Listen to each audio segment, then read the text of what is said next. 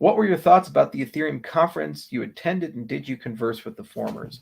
I did see Vitalik, gave him a fist bump. I kind of didn't have a chance to talk too much because he was busy. There was a long line of people, and it was probably the first time that they've ever had a chance to talk to him or see him. So I figured let them do that. Why ruin the fun? Saw a lot of people, talked to a lot of people. The castle is legendary in the Ethereum community, and ETH Denver has been going on since the beginning. It's grown a lot. It used to be they argued about how to pay for pizza for so many people for a hackathon, and now it's a big event. Governor of Colorado comes, other people come. And I was treated with respect, and no one yelled at me. No one, threw anything at me like the Bitcoin conference I went to last year, the toilet paper roll. And for the most part, people were very friendly and curious and friendly. And if people didn't like me, they certainly didn't make it known, or they just avoided me. But all things considered, it was just too dense. The other thing was that you do a lot of work cryptography and information security. You start developing a security mindset, and there's a lot of security theater there at that event. It's very easy to gain entry. If you have one person, you can swap the wristband and the badge and just kind of work your way through it, get in through the front door, and then play a game of musical telephones with that. The other thing is you had to take a COVID test to enter, but we had to do it ourselves as groups of 5, and it wasn't supervised. There's just too much chaos and pandemonium, which means you can just like spit on the test and it'll come up negative. You have to get a pharyngeal swab to even get a notion. So what value does that provide? None, absolutely none. But okay, let's take the COVID test, and that somehow makes everybody feel better about life. Also those kits that they were providing were standard kits that you could buy at Walgreens. So you just take one with you and show the guy, oh yeah, I took it. Here you go. I see a single line. We're good. So, stuff like that really bothered me. And I saw some people actually walk out of line and say, this is antithetical to everything I stand for. And I understand that, a blockchain conference being like, you must comply, you must do this. But, it's neither here nor there. It's a private event, so they have the right to decide what they want to do. But all things considered, I had fun. I didn't get invited to speak or anything like that. And really not much to talk about there. I guess I could have mentioned the EVM sidechain and lessons learned from doing a BFT-based EVM system, if that's interesting to anybody. But we're definitely going to have a bigger showing at Consensus in Davos this year, and we'll definitely talk to a lot of people through that. Didn't run into Joe Lubin, and I did not run into Gavin. I think they were there, but I did run into Vitalik. So didn't have a chance to talk to Joe and Gavin. A lot of hate, though, on the internet, and a lot of hate in Reddit and other places from people in the Ethereum community, and bizarre beliefs. Certain people in the Ethereum circle have converged to total clarity on who I am as a person, which is surprising because I don't even have total clarity on myself, but they have total clarity to the point where they feel very comfortable saying I'm a sociopath, a pathological liar, a hype man, no technical skills, rah, rah, rah, rah, rah. Any evidence to the contrary, they ignore. Any demonstration of humility or humanity or concern or care is explained away as an elaborate ruse to deceive people. To what end? We're still here. We still keep going. Don't have to be here. EOS guys ran away. Block One's being sued, I guess, by their own community. I'm still here. Been at this game longer than them, too. Cardano. Never leave, never go. Keep going. Like Helmos, we told everybody what we're going to do. We did it. And now we're telling them what we did because they don't believe us. I think that's just a reflection on where society as a whole is at. We like villains and we like heroes. We like convenient, easy narratives, and confirmation bias is a thing.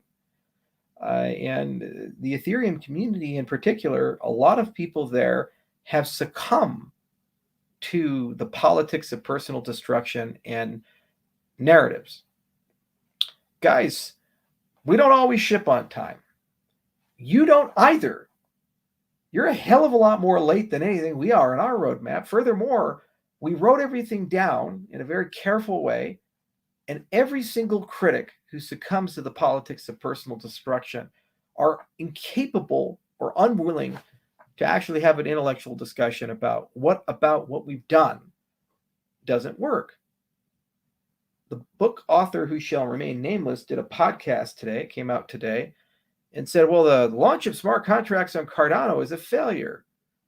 We are not a real competitor to Ethereum. We've bamboozled and misled people. News to Sunday Swap, news to Meld, news to Occam, news to everybody who's building stuff, especially things running right now today. You can do swaps. Stuff is happening. It's an extended UTXO model. It's an entirely new programming model that's never been done before. But they just subscribe to this belief, and it's unchallenged. Nobody says, well, maybe there's some merit there. Maybe something good's been done there. No. It's Charles bad, Cardano bad. All of you listening who like us are a cult. And the only reason we've achieved what we've achieved is because of some elaborate manipulation that's so sophisticated that we wrote 130 papers, academic papers, and went through the peer review process, invented new protocols, and changed the science of the entire industry just to facilitate an elaborate con. So sophisticated that it will actually deliver a real product just to justify itself. It's almost like that South Park episode where the chief of police of South Park is doing stings, and he dresses up as a prostitute to catch Johns, and he takes it too far. He starts sleeping with the Johns and arresting them after he sleeps with them, and then eventually he falls in love with one of them, and he's like marrying the person, and then right at the wedding he says, "Freeze! You're under arrest." This is the mental thought process that those people on that side of the aisle live in. For 6 years straight, we've been building a community, been doing the right thing, been pushing for it for 6 years. All this code, all these people, hiring people, dealing with people, everything from military contractors to firms in the Eastern Bloc to people in Africa, just going all these places, just so that at the end of the day we can go freeze. It's like, what are you doing? This is so nuts. It's the craziest thing I've ever seen in my life. But it is what it is, and it's the same kind of conspiratorial thinking that has infected politics. If you don't like Trump or Biden, a lot of people are willing to believe pretty much anything to confirm what they say. Anything.